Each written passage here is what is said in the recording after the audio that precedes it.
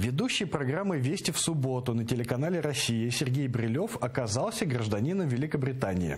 Фамилию Брилева обнаружили в списках тех, кто может проголосовать на британских выборах. Он и его супруга Ирина Брилева были зарегистрированы как избиратели в лондонском районе Ноттинг-Хилл.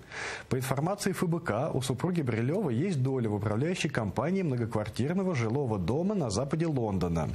В собственности Брилевой находится квартира в этом районе стоимостью 700 тысяч фунтов, купленная без кредитов и ипотеки в 2016 году. Хорошо, что без ипотеки не придется им ехать на Донбасс ипотеку отдавать. Сергей Брилев ведет информационно-аналитическую программу «Вести в субботу». Он также занимает должность заместителя директора телеканала «Россия» по специальным информационным проектам. Я просто обожаю этих людей. Я, собственно говоря, и, в общем-то, аплодирую.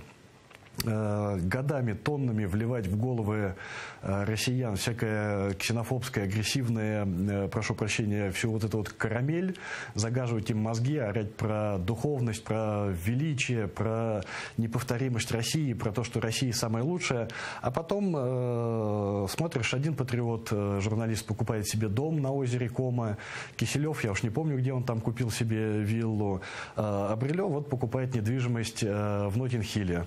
Ну, молодцы, просто замечательные люди. А вы, дорогие россияне, слушайте про то, какой Запад проклятый, про то, как надо воевать на Донбассе и в Сирии. И за кредиты, ипотеку можете ехать туда и закапываться, там самозакапываться в лесопосадках. А Брилев будет покупать домик в Лондоне.